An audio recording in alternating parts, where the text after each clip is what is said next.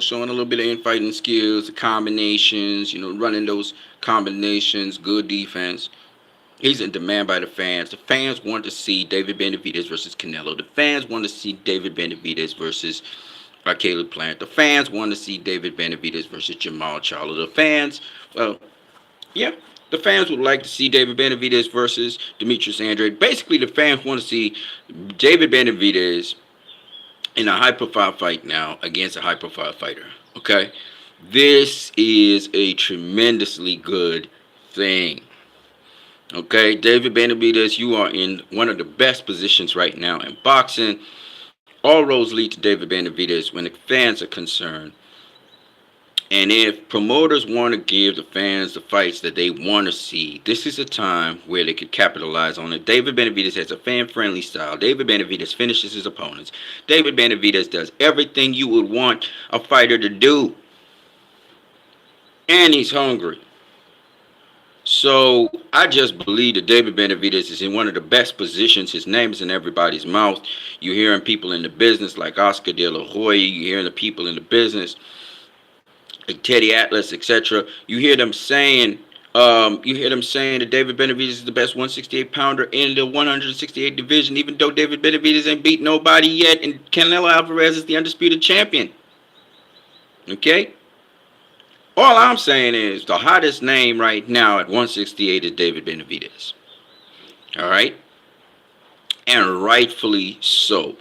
Jose Benavidez put David Benavidez, the team that is behind David Benavidez worked it such that David Benavidez is in a position now where he is a high-profile name. There's no denying it.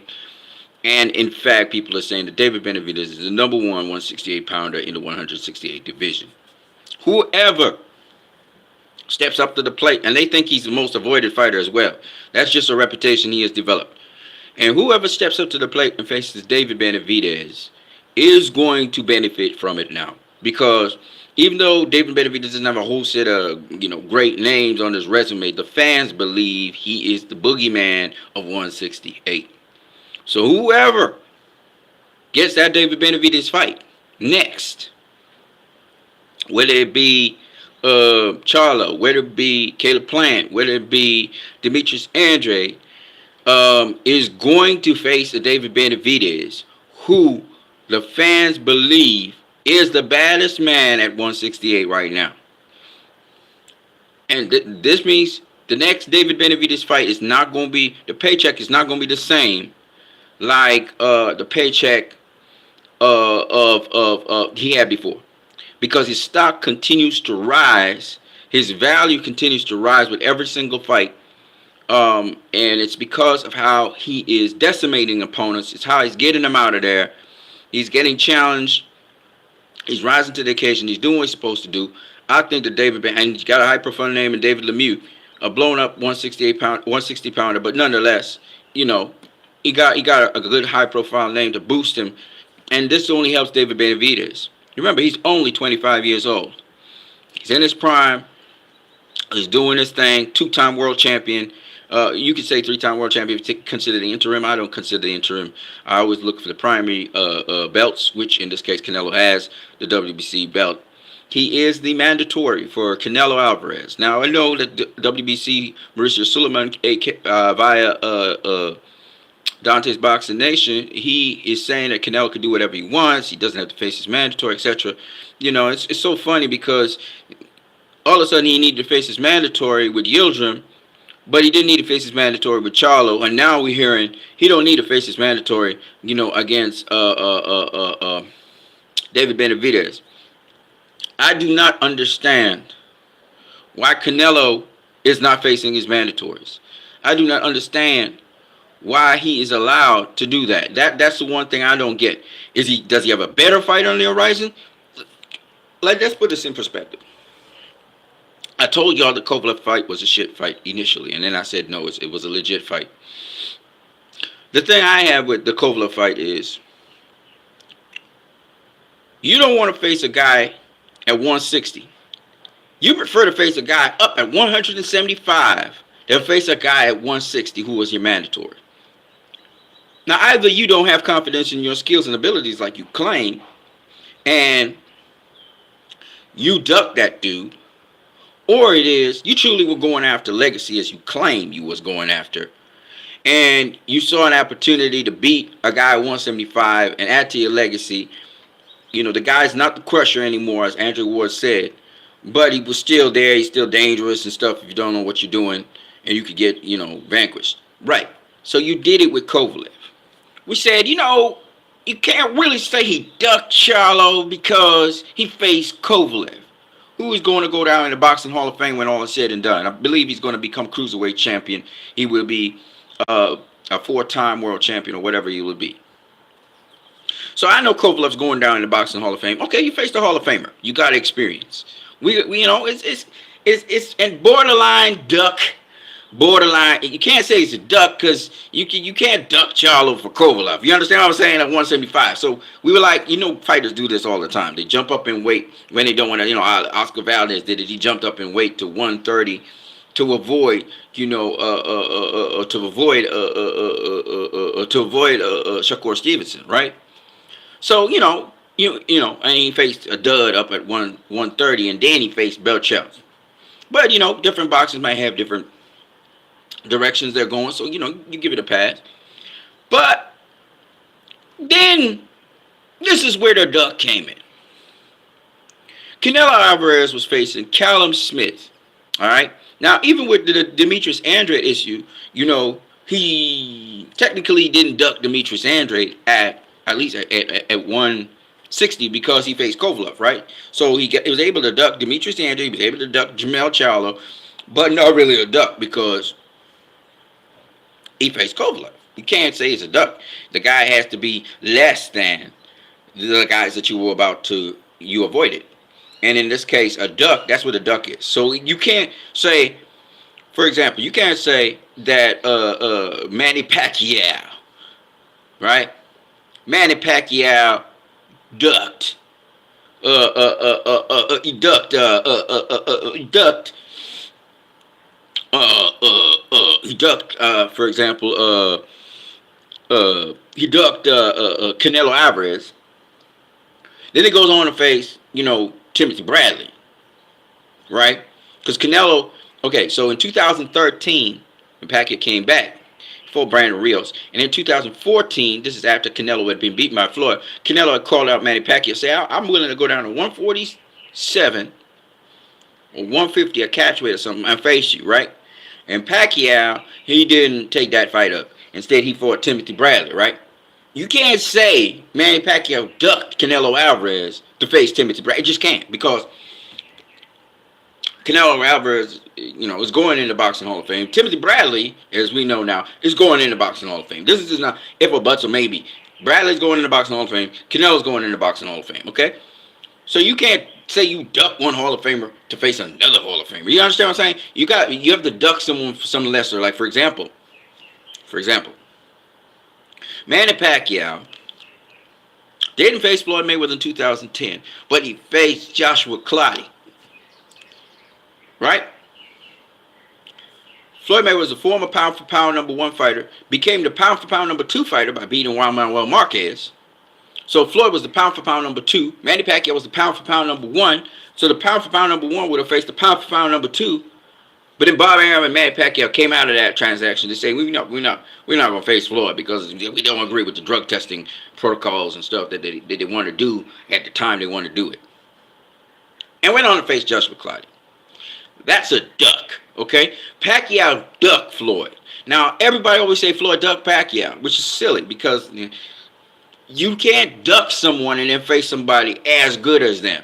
You can't duck Pacquiao and then face Shane Mosley. You understand what I'm saying? Because Shane Mosley was the #1 welterweight in the world. Pacquiao was the #1 fighter in the world. Floyd was the #2 fighter in the world. All right? To duck somebody means the person you're going to face is inferior to that person you just ducked, which Shane Mosley wasn't inferior at the time. He was the best welterweight in the world at the time. And Pacquiao was, I believe he was the second best or third best welterweight in the world. And Floyd was the second or third best welterweight in the world. Okay? So my point anyway is that You can't say that Canelo ducked Charlo or ducked Demetrius Andrade outright, but here you can say he ducked. So when he went up to 168, he faced Callum Smith for the WBA Super Championship of the World. Now, before that, he faced Rocky Fielding for a secondary title, which I don't consider. I don't consider that as a three-weight world champion. I don't care. That's a bullshit title, and that was a bullshit fight. But the point is, he did face Callum Smith. David Benavidez had just been stripped of the WBC title because he failed to make weight. This is the second time he got stripped, but he failed to make weight in the pandemic. Canelo was offered to fight for the vacant WBC title, bearing that he faced the mandatory challenger, who at the time was Yildirim. Yildirim was a mandatory challenger, even though he lost his last fight against the then champion. Now,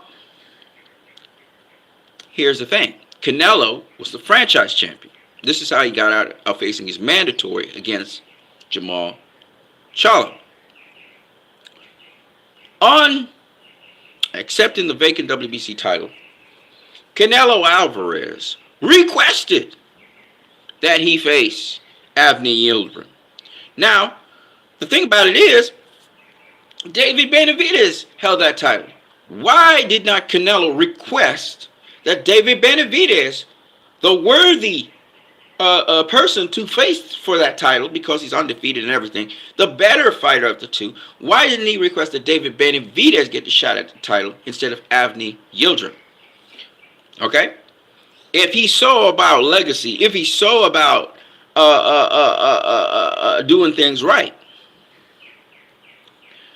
So, to me, instead of facing David Benavidez, but facing Avni Yildirim, I consider Canelo ducked David Benavidez because he had the clout, he had the power, he had the franchise championship. He could have simply said, I don't want the WBC title. Let Yildirim and David Benavidez fight for that. So that David Benavidez could become the worthy owner of the title again, and I'm going to take on David Benavidez. He could have said that. Instead, all right, he agreed to the terms. Then he did not exercise his franchise status, and he faced Avni Yildirim, denying David Benavidez the chance for him to get back his title twice. So I feel like Avni Yildirim don't belong in the equation with David Benavidez. I consider that a duck. You could have just simply rejected the WBC title, the vacant title that was going to be given unto you, because you're not facing the best after that. It's about the best facing the best. Instead, he took that to face Avni Yildirim. And people say, well, it was his mandatory. No. You're the franchise champion. And on top of that, two, you didn't have to accept the WBC title. You didn't have to. If you felt like you was not going to face the best after that, you was going to face this dud, which turned out to be a dud fight, by the way. Avni Yildirim provided nothing. He provided nothing. He didn't fight back, nothing. All right? It was the worst fight ever. All right?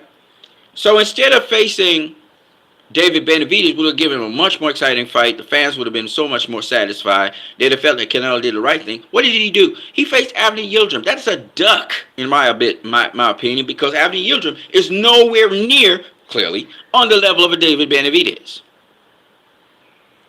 Then Canelo keeps on talking. He opens his yapper and says some really dumb shit like Demetrius Andrade is a horrible fighter. When Demetrius Andrade is asking for the fight, he's saying, get the fuck out of here. That's a duck. That's duck behavior. Then on top of that, Canelo Alvarez, he says that he's never going to face a Mexican fighter in David Benavidez. Yet you face Avni Yildirim, who's a Mexican fighter? I don't understand the shit. So Canelo kept on saying some stupid shit on top of that. Now, let me just make it abundantly clear, because this is not about Canelo, this is about David Benavidez. Let me make it abundantly clear that, in my opinion, Canelo has faced challenges head on. He faced Triple G twice. He faced Erislandy Lara when people say he wasn't going to face him. He faced Danny Jacobs when people said he wasn't going to face Danny Jacobs. Okay, he faced Austin Trout. He called out. He said, "Oscar De La Hoya, give me Austin Trout," and he faced Oscar Trout. Then he asked for Floyd Mayweather. So this guy has taken on challenges early in his career. Okay, he has, but as of late, he seems to be ducking and dodging people. But the problem with it is, you know, um, it's where I believe that he has established himself and stuff, and he want to do what he want to do. But the choices, you want to face what the guy name, uh, uh, uh, uh, uh, uh, uh, whatever the guy name is at Cruiser, the African dude at Cruiser. You want to face the African dude at Cruiser instead of facing B-Vol or Triple G or any of your contemporaries. In other words, what I found really dumb about Canelo was he had competition. He's done this now in two divisions. He had competition at 160. He jumped all the way up to 175. He had competition at 168, right? He go jumping all the way up to cruiserweight. He trying to jump all the way up to cruiserweight. And my thinking is Canelo, he don't want to face the competition that's right there. Okay, that's the feeling that the fans have. So let's get back to David Benavidez. So David Benavidez has been a guy that's been avoided by Canelo, and so has Jamal Charlo, for reasons I don't know, and also Demetrius Andrade, for reasons I don't know. Now, Jamal Charlo himself seems to be avoiding people the way I behave in the public. You know, avoiding David Benavidez. You put David Benavidez in your mouth, and then afterwards you backing out. All right. You put Demetrius Andrade across the seas trying to make a contract with you, and you backing the fuck out of that contract. And I don't care what Ness says from the Boxing Voice. In the end, dude didn't make the contract with Demetrius Andrade. And Demetrius Andrade threw out an offer to face Jamal Charlo.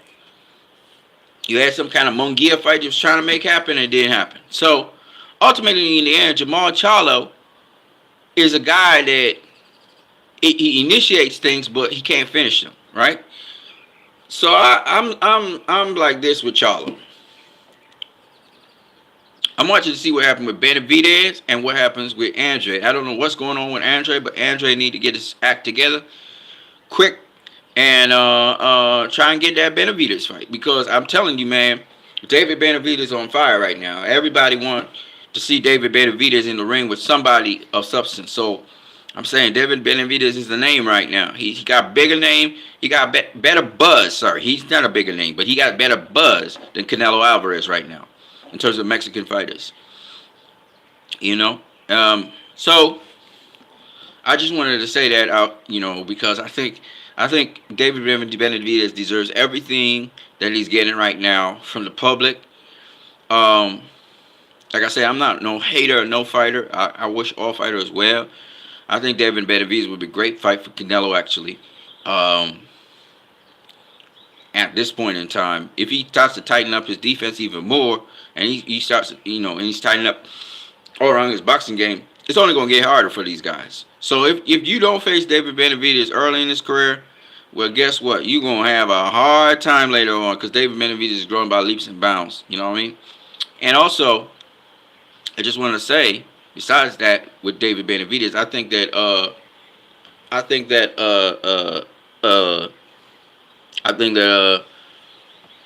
you know, all the fighters, they're only improving their game. They're only getting better. So the longer it takes for you to face them, it's only the better they're gonna get. And you know, fighters today, their careers can go pretty long, and they can do a lot of things with their careers because they take such good care of their bodies now. So that's all I got for you guys right now. David Benavidez in the prime of his career, doing really good things, you know, making noise out there. They're moving him right, and I just hope that he can get a big fight. I would love to see David Benavidez in a big fight. Devin Haney's getting his big fight. You know, what are the other 135 pounders doing? Well, let's see. Ryan Garcia, he ain't doing shit. Tank ain't doing shit. Who is the other 135s out there? We got Pitbull. I don't know what he gonna be doing, but we're looking for the 135 pounders to face top level competition, man. Jojo Diaz just sitting there Tevin Farmer, I believe, did Tevin Farmer? No, I think it canceled. Tevin Farmer did not face. He didn't face. Mickey Bay. He didn't face Mickey Bay because of the Mayweather, and they had to move the slot in Dubai. So maybe Mickey Bay versus Tevin Farmer will happen either next month, maybe next month. I'm looking forward to that fight. That's a good fight. That's a good fight. Mickey Bay versus Tevin Farmer at lightweight. So I'm looking forward to that. That's a good fight matchup. JoJo Diaz just sitting on the shelf. Nobody's facing JoJo Diaz. I think that's bullshit.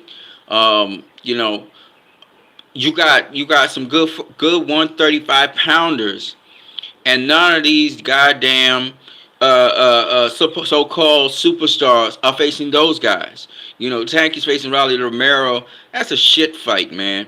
I'm gonna say it again. No disrespect to Mayweather Promotions and all these other people, but that's a shit fight. That's not no fight I want to see. You know what I'm saying? They're building it and everything on Showtime, but that's just for Tank to knock out Rolly Romero. I'm telling you, man, Tank gonna knock his ass out. He gonna knock him out and get him out of there. That's a shit fight, in my opinion. Raleigh's not this great boxer, you know, and he may be a little bit awkward, but Tank gonna figure that out, and he's gonna stop his ass, okay? And Raleigh's big, he's strong and everything. He got decent defense, but he's too fucking slow. Tank's gonna lay him out. He's gonna put him to sleep, okay? And then y'all gonna say, oh, Tank. No, Tank didn't face nobody. He didn't face nobody. Stop it, okay? Tank got a secondary title. Rolly Romero got the interim to that secondary title. Rolly Romero not supposed to have that interim because the guy who he faced actually beat his ass, outboxed him. So, you know, Rolly got some pop. Don't get it wrong. He got pop. But that's it. You know, he ain't got nothing else. And his trainer, you know, no disrespect to his trainer, but you just hyping this dude up to get knocked out. That's all you doing. You hyping him up to get knocked out. He gonna get knocked out. Cold. Tank gonna smoke his ass. This gonna be like what was the kid name? Herrera. I think it was Herrera versus Regis Prograis. Regis Prograis lay out Herrera. That's what's gonna happen. That's what this fight is gonna look like. he gonna get knocked the spark out. So if y'all guys like knockouts, you can go ahead and watch the fight. I'm not watching that, but I'll follow up on it later on. But I already know Tank's gonna knock out Rolly Romero. This is a knockout in the way. Rolly Romero gonna get knocked up. He gonna get laid out cold. Okay. All right. This sport is called boxing. All right. It's not called knockouts. It's not called I can talk mad shit. It's called boxing. All right. And the boxer does his thing, and Tank gonna it's gonna sensational. Y'all gonna like it. It's a Mike Tyson show, and you know Rolly Romero talking mad smack, you know, but you about to get laid out, bro. Rolly Romero is no Pitbull Cruz, okay? Pitbull Cruz is a totally different animal, totally different beast, work totally different. All right, yeah, Rolly Romero about to get laid out. Cold. Remember I said that. And he don't even have quick feet. So he don't have a whole lot of speed. He got power, but that's about it. He about to get laid out, okay? Cold. Cold. Remember I said that. Alright, so I'm not really into the Tank Rolly Romero. I want to see Tank face better competition, quite frankly. Tank said they may be leaving Mayweather the promotion so they could cross the seas to Top Rank, probably get the Devin Haney fights and the Shakur Stevenson fights and so on, because most of the top lightweights are actually at Top Rank. Whether it's Teofimo Lopez, whether it's Devin Haney's over there now, you got Kambosos over there, you got Lomachenko over there. So most of the top lightweights are at Top Rank. So it would be in Tank's best interest to hook up with Lou DiBella and try and hook up to Lou DiBella and get those contracts to ensure he gets the fights over there, because that's where the most of the lightweights are.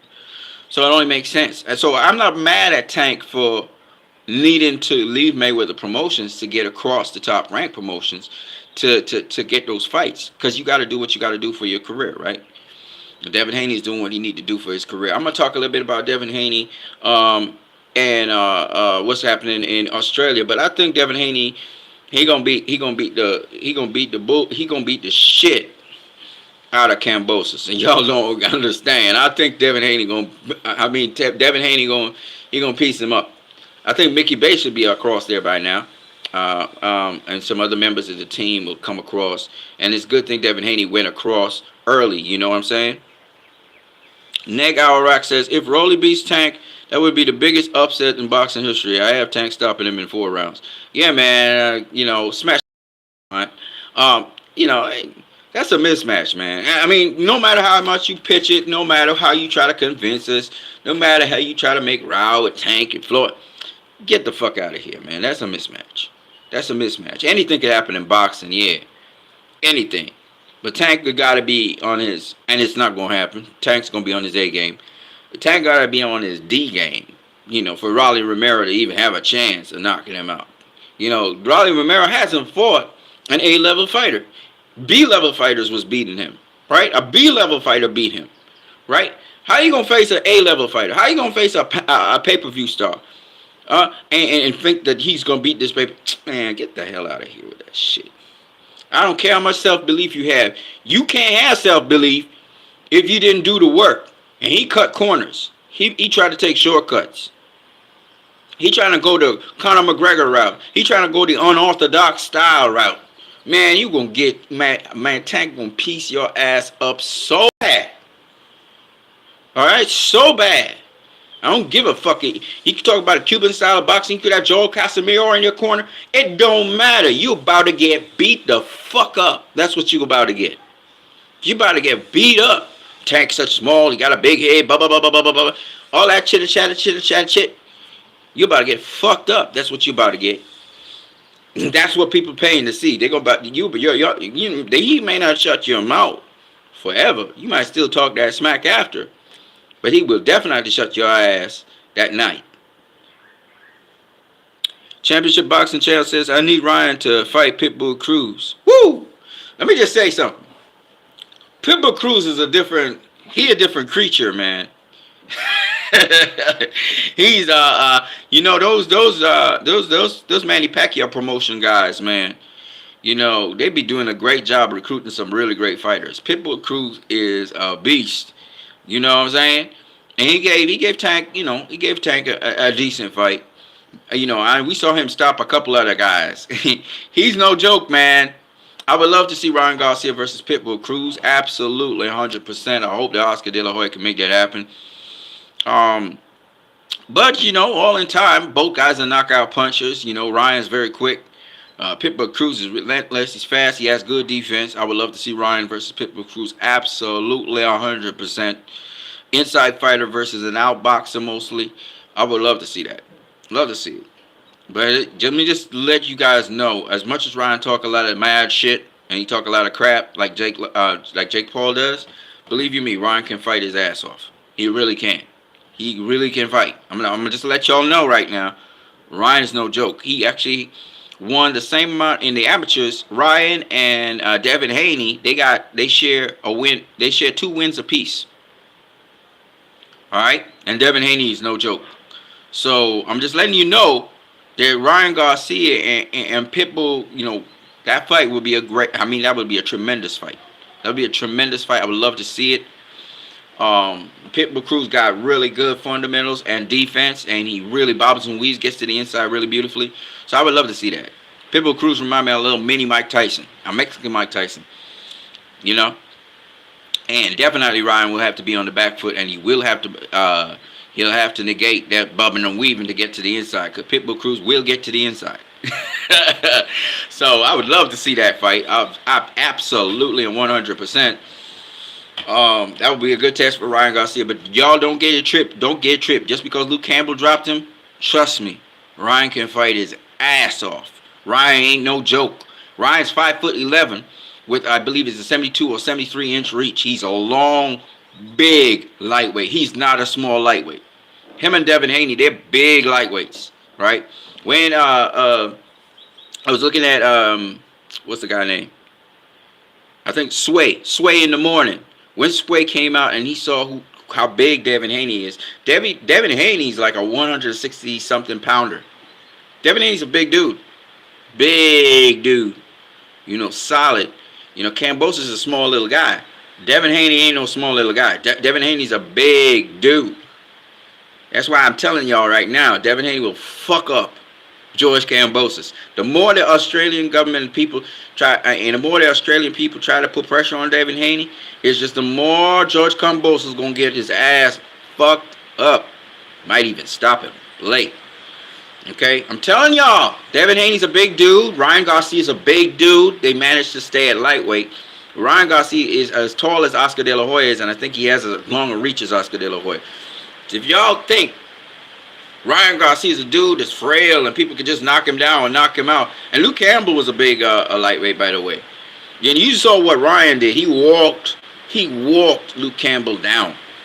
He walked his ass down and stopped him. Okay, them guys. I'm gonna let y'all know right now. I'm gonna tell y'all who's the baddest man in the lightweight division. He's not proven yet, but Ryan Garcia is one of them. Tank, Devin Haney, used to be T.O., but T.O.'s out of there. The other guy is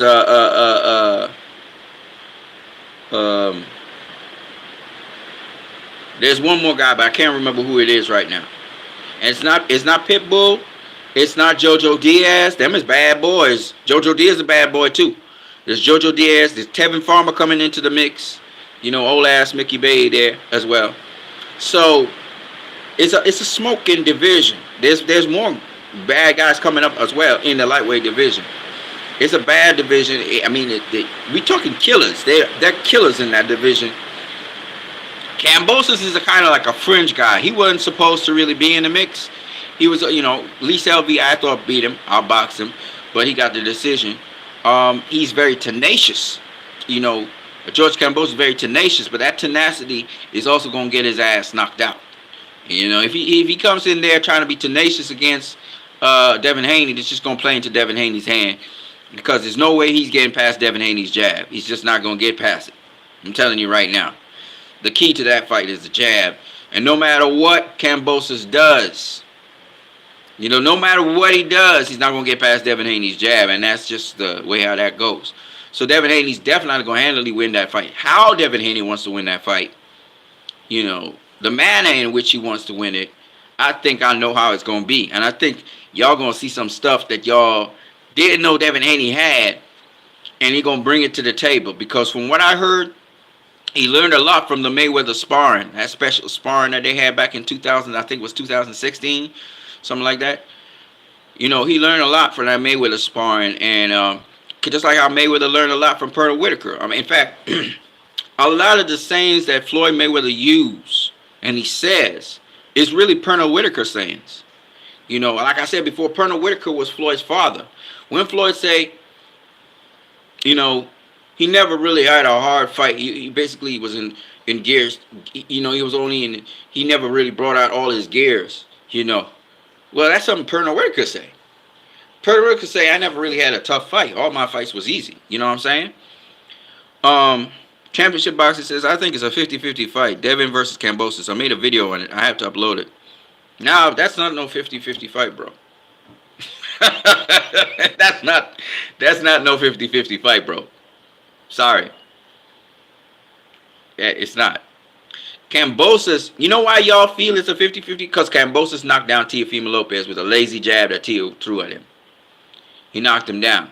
So you all feel Kambosos got some power. Kambosos ain't got shit. Kambosos couldn't knock out Lee Selby. Lee Selby had no power. And Lee Selby all boxed his ass. Right? Mickey Bay fought him. Old ass Mickey Bay fought him to a split decision. This is not going to be a close fight. Okay? And Devin Haney can punch. He's not a one-hitter quitter, even though he did knock out a guy with one punch once. He's not a one-hitter quitter, but he can punch. And remember, Teofimo Lopez dropped Kambosos in that fight. Y'all forgot or what? Y'all forgot. Kambosos is a very good fighter who showed up on a night and beat one of the four kings. Let's put it that way. He showed up and he beat one of the four, but that's a one-off. That's a one-off. That ain't happening again. It's not happening again. I would say he beat the weakest of them. Because one, that king, he should have moved up to 140 right after he had become, unified. He stuck around a little too long. And two, T was not the best defensive fighter in all of them. Ryan got better defense. Tank got better defense. Devin Haney got the best defense in all of them. So when you think about it, it's a one-off he's got. He's going to be holding those 3 titles, but he's really holding it for Devin. That's why Devin's so confident he's going down into Australia to take that title from him. He's so confident, he's doing what Errol Spence did. Errol Spence went down into freaking England, UK, took the title from Kell Brook, right? Kell Brook was ducking and dodging. He didn't want to face Errol Spence, but Errol Spence, initiated the mandatory clause. And Kell tried to dictate everything. Made him come all the way down to UK. And Errol was like, fuck that. Sure. Went down there and knocked his ass out. Terrence Crawford against, what was the kid name? Ricky Burns. Ricky Burns dictating everything. Oh, you had to come across here. You have to come across into Scotland and face me. Terrence Crawford's like, no problem. Because when you got confidence in your skills, it don't matter. It don't matter. I'm across the season, whoop your ass. What the fuck? You not better than me. And, he beat the fuck out of Ricky Burns. He beat the fuck out of him. Okay? And you're going to see the same thing. You're going to see Devin Haney beat the fuck out of George Kambosos. There's a reason why George Kambosos, hesitated to win that fight with Devin Haney. He knows the pedigree. He knows that Devin Haney, the skills and ability that Devin Haney has. He knows he's about to get his ass whooped in front of all of the Australian people. He knows this. It's coming. This is not a 50-50 fight. Don't let nobody fool you. This is not a 50-50 fight. All right? And like I said before, Devin Haney's a big lightweight. He's not the small. This is just going to be his smallest weight class. Once he whoops ass here, he's going to probably defend it. He defend his title a couple times. I assume it's against Kambosos again. And then against Vasily Lomachenko. And then, and that's some good names to put on your resume. I'm not going to lie. Bob Arum, thank you very much for beefing up Devin Haney's resume. You know what I'm saying? Then he might, if he can still hold on to the weight, he might go on to face a Ryan Garcia or maybe a Tank. A big money fight with a Tank or something. And then if Tank's across the top rank, that should be able to be made. That would be a big fight, or maybe Shakur Stevenson, whatever. And or he may move up to 140, and then they may have to check him out up there. Because Devin Haney's the next. If y'all don't know, he's one of the next. We got, oh man, just imagine. I don't know if this will happen, but just imagine. Devin Haney, Jerome Ennis, Virgil Ortiz, motherfucking Shakur Stevenson. Just imagine these guys all in the same division. Teofimo Lopez, motherfucking Ryan Garcia. They all end up at welterweight. Antoine Russell Jr. All of these motherfuckers end up in the same division. Think about what I'm saying. That's gonna be crazy shit. But we gotta take one step at a time. First, Devin Haney versus Kambosos. He's focused on the man in front of him. You know what I'm saying? He's down in Australia already with Zab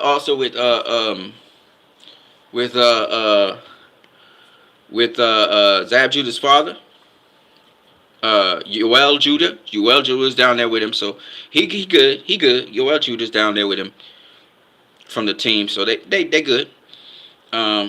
They came down 3 weeks in advance, so that's good for them, so they can work out things and acclimatize and whatever they got to do down there.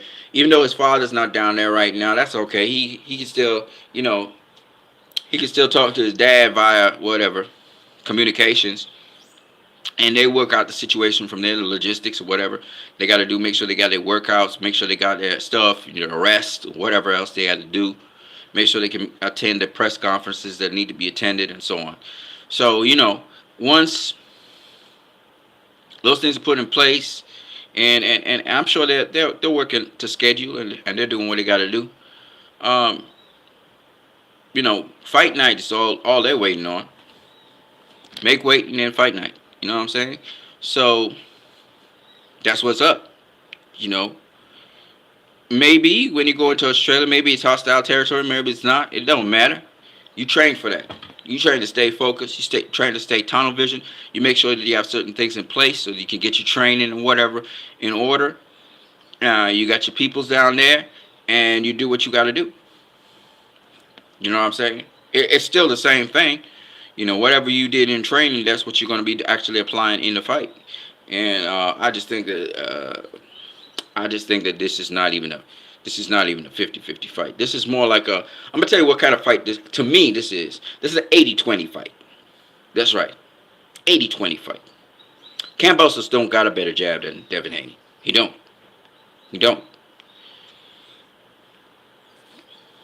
Alright?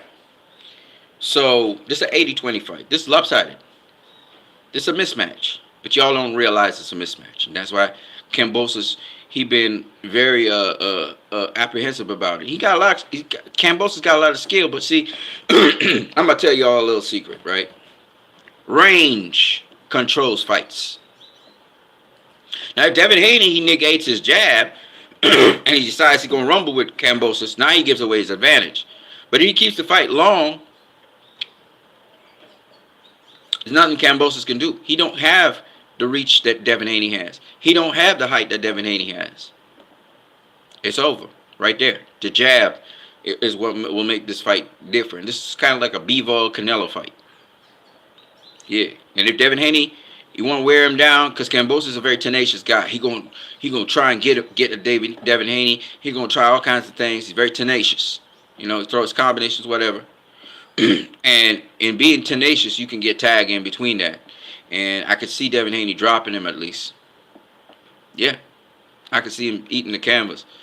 I'm telling you, man, that's a mismatch. I already thought about it in my head 100 times, and I seen this a fight that Kambosos, I don't care how much you could talk about Sparta, you could talk about Spartan warrior, you could talk about your Greek heritage, how much you want. You can't break physics. You can't change the laws of physics. And the laws of physics say that if a guy keep you long, there's nothing you can do. Nothing you can do. And he's not a fighter who knows how to close the distance using certain skill set. And he's not really an inside fighter. He could fight a little bit on the inside, but he's not really an inside fighter. And I saw Lee Selby beat his ass. I saw Lee Selby beat him. They gave it to him, but Lee Selby beat him. He was more tenacious, but Lee Selby beat him. And Devin Haney's going to comprehensively beat this dude. Comprehensively beat him. So I don't see this being a close fight whatsoever. Once that bell rings, ding, ding, you'll see what I'm talking about. And Devin Haney going to put on a master class of boxing, but I hope that he gets that opportunity to do what Jamel Charlo did to Brian Castano. Make it definitive. Knock this fool out in front of his home crowd. You got to knock him out. Knock him out. Put an exclamation point on it. And you don't have to be the biggest puncher in the world. Just put your combinations together. I was just watching at Richardson Hitchens when he stopped a guy. I forgot what the guy's name is. Mongia or something like that. Monga or something like that. And the key to stopping an opponent is you can't just be going to his head. You can't just be headhunting. You have to go to the body. You have to break down the body in key spots, particularly the breadbasket. So you want to really be sparing that jab in to the solar plexus, the abdominal regions. You want to be working that body, throwing right and left hooks to the body. Pick your spot and you throw the right and left hooks. It's all about footwork. It's all about, turning your opponent into the shot. So once Devin Haney does that, he's going to wear down Kambosos, and by about the 8th, 9th, 10th round, get him out of there. crash him and get him out of there. Hurt him first. He might catch him with a jab and hurt him, or he might catch him with an overhand right and hurt him, and then crash his ass. You know, break him down and then crash him. Throw a whole set of combinations. Always throw it off to the side. Don't stay directly in front of the opponent. You know, always stay off center and throw your combinations. Throw them. Be relentless throwing the combinations. Crash him and get him out of there. That's what he needs to do. Teofimo Lopez was throwing one shot at a time, and they were saying if Teofimo Lopez just put his punches together, he would have knocked out Kambosos, which is very true. He would have knocked him out. All right, Kambosos has some good counters, but when you're coming after a guy, keep him long with the jab and work him on the end of your jab, because Kambosos don't have the reach that Devin Haney has. Devin Haney has a longer reach than Kambosos. He's taller than Kambosos, so, and he got a really good jab. So, I mean, I don't see this fight being close at all. I don't know what y'all talking about. 50-50 fight. I don't know what y'all talking about. And for those of you who don't know, Devin Haney sparred Floyd Mayweather. You got to get the fuck out of here if you think Kambosos is better than Floyd Mayweather. From what I heard, Devin Haney was actually getting better at some of the exchanges with Floyd Mayweather. So get the fuck out of here. Kambosos don't stand no damn chance. Well, he does stand a chance. I mean, he got a puncher's chance of beating Devin Haney. He don't really stand a realistic chance of beating Devin Haney. That's not happening. I'm sorry. That's not happening. Okay? And there's a reason why nobody else got to spar Floyd Mayweather. Tank never... did Tank... Yeah, I think Tank sparred Floyd Mayweather once. I think he did. I think he got the opportunity. Devin Haney got the opportunity to spar Floyd Mayweather. Shakur Stevenson never got the opportunity to spar Floyd Mayweather, but he sparred Andre Ward and Terrence Crawford. But, you know, that's the kind of ilk you're talking about. So for Kambosos to try and make something happen and beat this dude, I don't care if you got home turf advantage. Who gives a fuck? Home turf advantage. You ain't gonna have all that home turf advantage in the ring. You're not gonna have it. Okay. All right, and the whole world's gonna be watching. So if you do anything shady in that ring, you know, while the whole world is watching, we're gonna all watch, and we will say, "Fuck you." Exactly. That's what we will say to them. So you can't just be pulling shady shit like that in the ring. You could do it outside the ring. You can do whatever you want, you know, on the lead up to the fight. But once that bell sounds in that fucking ring, okay, and especially Devin Haney doesn't leave it in the hands of the judges at all. He finishes Kambosos. I'm not saying he will, but I'm saying if he does, he doesn't have to finish Kambosos, by the way. He just need to win every single round, as many rounds as possible. It would be an icing on the case if he could drop Kambosos and if he could stop him. That would be icing on the cake. And we'll see. I don't know. We'll see how Devin Haney performs on the night of the occasion, but I got Devin Haney winning this fight easy. It'll make it look easy. You know what I mean? Kambosos' inside game is better than Devin. I'm a Devin Haney fan. I give a slight edge to Devin for the win. I disagree with you again. Just because you haven't seen Devin Haney fighting so much on the inside doesn't mean he doesn't have an inside game. But I've seen sparring clips of him fighting Mexican fighters on the inside, and I mean ripping them up. I mean, he put guys down with body punches. So I don't know what you're talking about. Devin Haney don't have an inside game. He has an inside game, just like Shakur Stevenson has an inside game. They've just been perfecting it, and they didn't have to use that inside game, you know, at any given point in time. But Devin Haney has a ridiculous inside game. He looked like Mayweather when he's fighting on the inside. All right, but you know, y'all don't know. See, y'all don't know. But I'm gonna give you a fight to go back and look at. Devin Haney versus Jorge Linares. You saw him walking down Jorge Linares on the inside and beating his ass up. The other fight I want you to go and look at, and this is an excellent inside fight I'm talking about, is Devin Haney versus Jojo Diaz. Jojo Diaz is one of the best inside fighters you will ever find. Okay? Devin Haney beat Jojo Diaz. So don't tell me that Kambosos could outfight Devin Haney on the inside, because that's bullshit. Okay? Devin Haney just fought Jojo Diaz, who's a better inside fighter than George Kambosos is. He just beat Jorge Linares, who is a former world champion, who's a very good mid-range fighter, by the way. And Devin Haney was able to bully Jorge Linares on the inside and box him on the outside. He found himself in no man's land, which is mid-range, and Jorge Linares hit him with a three-punch combination that would have put down any other fighter and maybe even knocked out any other fighter. Devin Haney only got buckles, and he went to his corner. All right? Showing that he have a chin. So if you trying to beat Devin Haney, Devin Haney's a big motherfucker, by the way. If you're going to try and beat Devin Haney, you got an uphill battle. That's what I'm trying to explain to you guys. Right? He's a very, very good fighter. All right? And there's nothing that Kambosos can do that Devin Haney can't do better. The only difference is Devin Haney's not going to go trying to fight Kambosos on the outside, on the inside. Why would he do that when he got a reach advantage? That's fighting stupid. Why would I give Kambosos an opportunity to land something on me when I could just keep it long and I could walk his ass out, keeping it long? I could walk his ass back. I could push him back. Anyway, I'm talking too much because y'all don't know. See, boxing is a sport where y'all feel to keep a fight long means that you can't push your opponent back.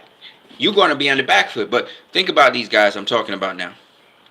Thomas Hearns used to keep the fight long. He used to push back his opponent.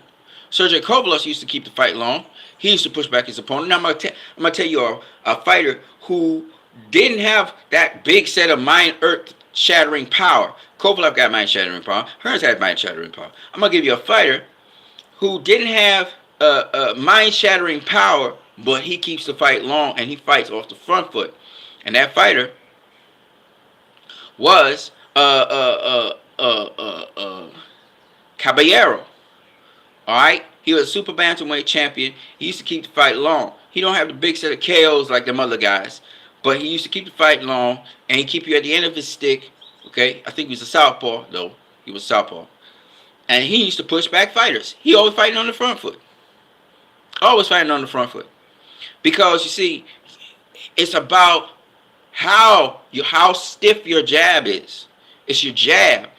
If you got a really good stiff jab, you push a guy back. I'll give you another. A couple fighters. I mean, Oscar De La Hoya used to keep the fight long and used to fight using his jab, but again, his jab was his power hand, basically. But you had a couple other guys who used to do that, and there wasn't big power punches, but they could push you back. Paulie Malignaggi. Now, Paulie Malignaggi can fight you on the back foot. He can fight you on the front foot. He can walk you down. But again, the stick. Everything come down to the stick in this case. This particular fight, it's going to come down to the stick. You see? How come you guys don't know this shit, man? You guys should know your boxing. Know your boxing, and this will be easy for you to understand. You know? What Kambosos is going to be hoping for and praying for is for Devin Haney to make a mistake, which is not going to happen because Devin Haney is going to treat this fight like any other fight. He's going to treat it like any other fight. He's just going to be more motivated to win the fight than before because of adversity. He's going to be motivated, but he's going to treat the fight just like any other fight. So, I mean, it is what it is. Shout out to David Diaz. Not David Diaz. No, shout out to David Diaz. Okay, David Diaz used to be a champion, Olympian with Floyd Mayweather's era. Manny Pacquiao, kind of did him in, but he was a good fighter. But shout out to David Benavidez. That's the guy in demand. Y'all watch out for David Benavidez. I heard Errol Spence is going to be down in Australia checking out my boy Tank. I hope that, not Tank, Devin Haney, going to be back in Devin Haney, for Undisputed. I hope that some other, American fighters and people and American crew be able to come down to Australia and back Devin Haney as well, man. Have a little contingent go down there and back Devin Haney. It's always good to have support for the fighter when the fighter finishes winning the fight. You can see some of his peoples around him, waving the flag and everything. That'll be good for Devin Haney as well to let, to know that he's appreciated. Because he's going to go down into semi-hostile territory. I mean, fans are fans, I'm pretty sure the Australians will appreciate whether Haney wins, whether Kambosos loses or not, they'll still appreciate, um, they'll appreciate the win, because I'm sure they appreciate boxing. Of course, they would want their guy to win by any means necessary. I understand that, but at the same time, I'm sure they're not gonna be sore losers and throw cans into the thing and all that kind of stupid. I don't expect that from the Aussies. The Aussies, for all that thing, the one thing about them is they acknowledge winner, winner, winner wins, and that's all that counts. You know what I'm saying? Kambosos, man, he a hero to them. Shout out to him. Salute to Kambosos. I'm glad he took this fight with Devin Haney. You know, he was backing out the fucking fight. He wanted to have Lomachenko and all them other guys, but he ends up getting Devin Haney. So he's preparing his ass off. And shout out to Kambosos. Prepare your ass off, brother. Do what you can do. Boxing, anything can happen in boxing, so you never know. But ultimately, in the end, um, you know, I just wish both fighters well. I love both fighters. I love George Kambosos, his tenacity. His boxing IQ. He has decent boxing IQ as well. You know, and don't count him out. Don't count him out. You know what I'm saying? That's why I say 20%, 80%. No disrespect to Kambosos. I'm not trying to say that. I'm just saying. This is not your time, bro. I mean, I'm not trying to disrespect you. I'm not trying to treat you like Bevo. You the champ. You call all the cards, you call all the shots. You the champ. You deserve the respect. You beat Teofimo Lopez fair and square. Um, and yeah, I'm sure you gonna try and prepare something for Devin. So all of this is good. You know what I mean? But ultimately, in the end, I can't put my money on you. I just can't. I have to put my money on Devin Haney. I know you like the, how do we call it? You like the dark horse. You going against the grain. You're going against a lot, and you're trying to equalize the playing field. You got a home court advantage. You got all the shots you call. Devin Haney and his father, once they're reasonable, they be like, yeah, have it. They're like, they don't care. You know what I mean? They just want to get in the ring with you. Ultimately in the end, that's all they care about. So uh, so you got all the shots in your favor. So it's just to get in the ring now and get about the business trying to win the fight. So we'll see. But much love to Kambosos and his crew. Hard work, dedication, it does pay off. I'm sure being a champ also elevates your status, elevates your game. So, you know, you know, and that's good. Can't take that away from you. You being the unified lightweight champion of the world. Can't take it away from you. Never can. Never can. Can never take it away. So we'll see what happens with you versus Devin Haney. And may the best man win. Yes, people, I was really talking about David Benavidez and how valuable he is, and I got into the Devin Haney thing, and it's cool. I'm going to catch you guys later. I'm what you need. Peace.